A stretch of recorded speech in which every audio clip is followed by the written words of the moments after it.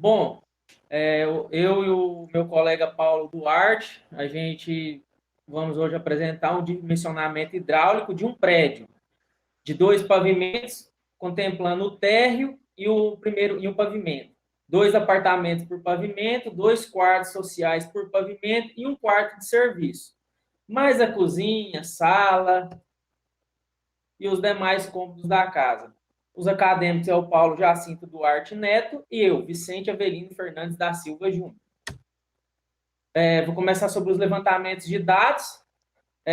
A consulta que a gente fez o trabalho para a execução dele foi a consulta na NBR 5626 de 2020, que é a atualizada, que é a instalação de água fria e quente, consumo diário e o dimensionamento.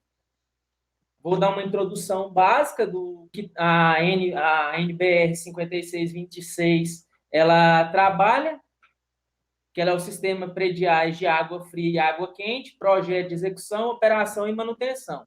Especifica requisitos para o projeto, execução, operação e manutenção de sistemas prediais de água fria e água quente.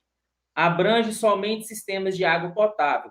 Os requisitos estabelecidos tratam fundamentalmente do respeito aos princípios do bom desempenho dos sistemas, uso racional de água e energia, bem como de garantir a preservação da potabilidade da água. Ela é aplicável ao sistema predial, que possibilita o uso da água potável fria e quente em qualquer tipo de edifício, residencial ou não. Esta norma não se aplica ao uso de água não potável, água em processos industriais e processos entre secos e equipamentos específicos. Falar agora sobre o consumo diário. A estimativa de consumo diário é que uma pessoa consuma, em média, de água por dia. É o que, na verdade, o consumo diário é uma estimativa de consumo diário que uma pessoa ela consome, em média, essa água por dia, a quantidade que ela gasta diária. Ela é dada pela fórmula consumo diário, que é igual ao consumo per capital vezes o número de ocupantes. E aí depois nós vemos o dimensionamento de reservatório, que nada mais é que a caixa d'água que a gente tem em casa para poder armazenar essa água e disponibilizar para o uso, que, de acordo com a NBR 5626, em caso de falta do abastecimento da água pela concessionária ou defeito na bomba do poço artesiano, o mesmo tem que suprir por um período de 2 dias a demanda da água. Para obter esse dado volumétrico, para suprir essa necessidade, adotando a seguinte fórmula, que é o reservatório total igual 2 vezes o consumo diário, que é que você dobra o que o reservatório te disponibiliza, para você garantir pelo menos 2 dias sem água para conseguir ou a concessionária devolver a água, devolver, instaurar, na verdade, ela instaurar o abastecimento de água, ou então você fazer uma manutenção na bomba do seu poço artesiano, que veio danificar, ou adquirir outra. É um prazo para suprir essa necessidade, mas é somente para 2 dias. Agora eu vou falar sobre o dimensionamento, que é determinar as grandezas dos materiais que servem para movimentação de líquidos, ou seja, o dimensionamento das tubulações de reservatório, entre outros. Agora, sobre a fase do projeto. No nosso projeto foram feitos levantamentos de dados futuros do quantitativo das pessoas totais que poderá residir no imóvel, as peças que são sanitário, que é vaso, pia da cozinha, tanque, máquina de lavar, são os equipamentos que utilizam da água para poder ter o seu funcionamento. Diâmetro das tubulações a serem aplicadas e todos os dados apurados em conformidade com a NBR 5626 de 2020, que ela foi atualizada. Ela é de 98, se eu não me engano, e eles fizeram a atualização dela ano passado. Através disso, podemos definir um parâmetro de vazão, adotando o peso relativo de cada peça e de acordo com tabelas pré-estabelecidas.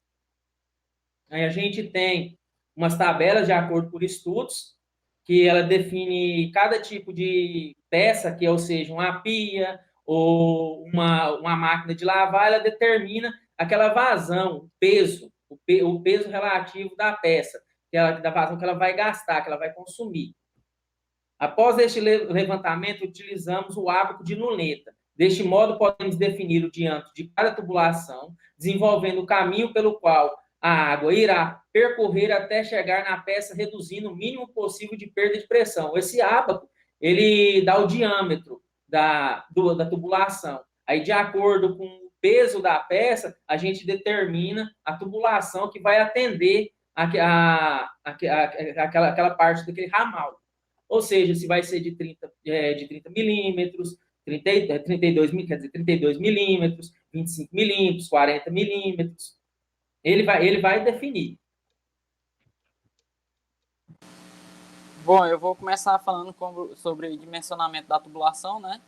Ele segue em esquema prático a ser adotado para dimensionamento da água fria, de acordo com a NBR 5626/2020, que vem vazão, velocidade, pressão e perca de carga.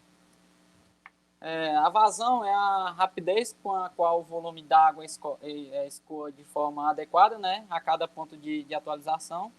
E a velocidade não pode exercer 3 metros por segundo, né? Pode ser verificada através da fórmula abaixo, que é a velocidade máxima 14 vezes a raiz quadrada do diâmetro. Aí a pressão. A pressão é a forma aplicada perpendicularmente sobre uma superfície e a área da superfície. Temos a pressão máxima, que é 40 MCA por 400 kPa, né? A pressão mínima, que é 0,5 MCA, que é 5 kPa, e a perca da carga, que é a perca de energia, velocidade, né? Que é um fluido em uma tubulação sob pressão, em razão de vários fatores: diâmetro da tubulação, atrito e mudanças de direção. A perca da carga. Para identificar essa perca, adotamos a seguinte forma. A observação: como todo projeto foi elaborado e preocupado com os fatores de segurança e econômico, utilizamos canos e conexões de PVC. Para a tubulação de PVC ou liga de cobre aplicamos essa, né? Que é o JU sobre o JU sobre o 8,6 vezes 10 a sexta vezes o Q, né? O Q sobre 1,75 vezes 10 menos 4 por 75 dividido por 10. O JU significa o quê? Perca de carga unitária, que é o MCA sobre a massa. O Q significa a vazão estimada estimado, né? Que é M sobre metros cúbicos por segundo. Metros cúbicos por segundo. E o diâmetro em metros. E o diâmetro em metros. Dimensionamento da tubulação. A alimentação dos reservatórios, soma dos pesos total alimentado, né? Que é o sub, ramal, o diâmetro mínimo, o peso. O ramal é o máximo possível ou provável. A coluna, soma dos pesos dos ramais alimentados. E o barrilhete, que é a soma dos pesos da coluna alimentados. Verificação de pressão. A tabela do diâmetro hidráulico do projeto, nessa tabela, aferimos os seguintes dados, que é o trecho, o peso, trecho acumulado, a vazão estimada, o diâmetro, a velocidade mínima e máxima, o coeficiente da perca de carga unitária, que é o JU, né?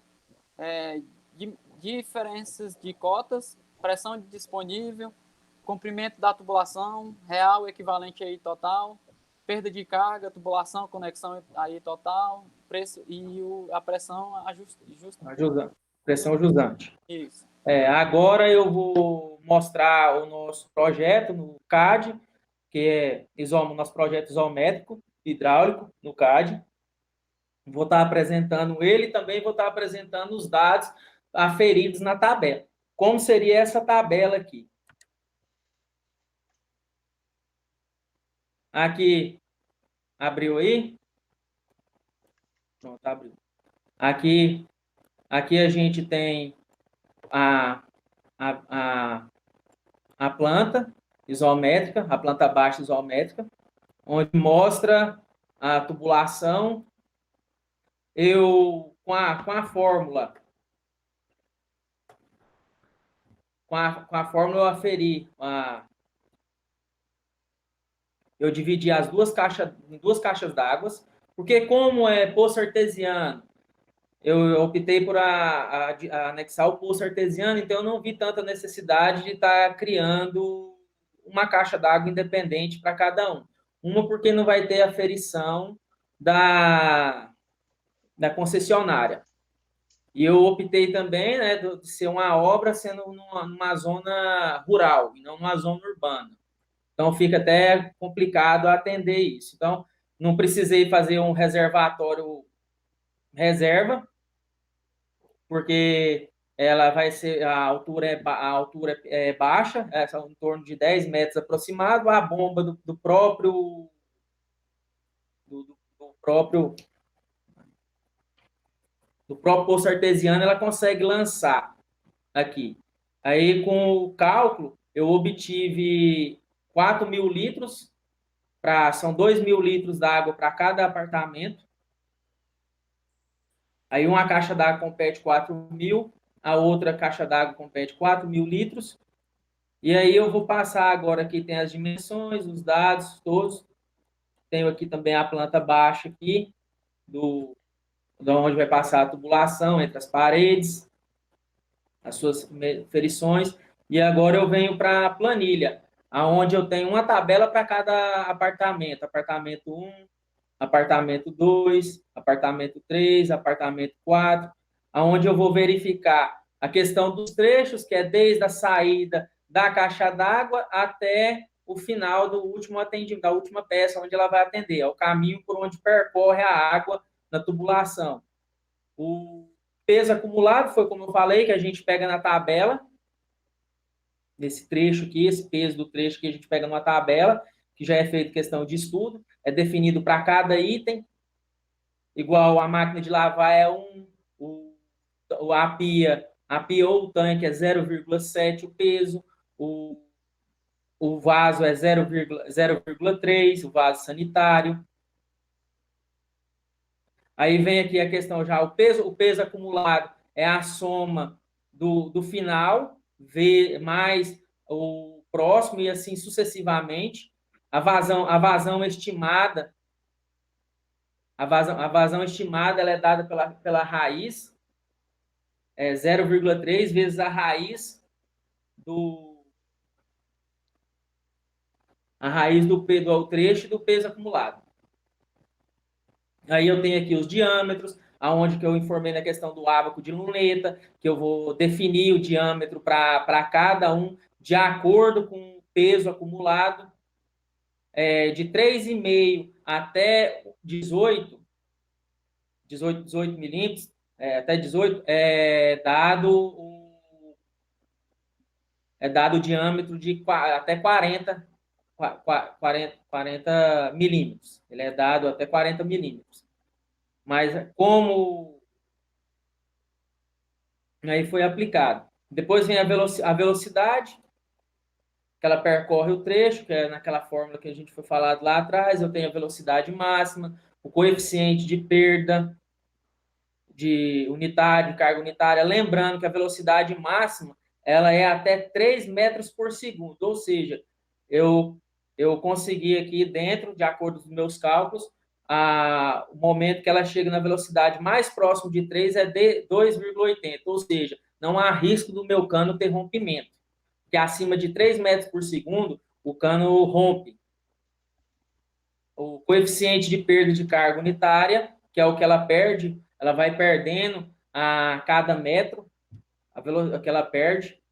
As diferenças de cota é a altura, você pega a altura da saída de cada ponto, de cada ponto da tubulação até o piso, até o piso.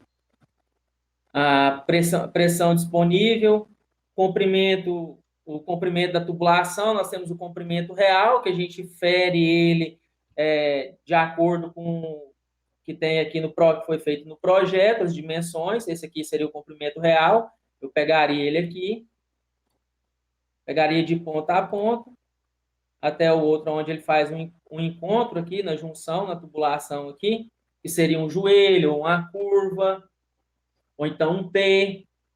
Aí eu tenho uma dimensão no valor de 2,45 m. Esse seria o tamanho,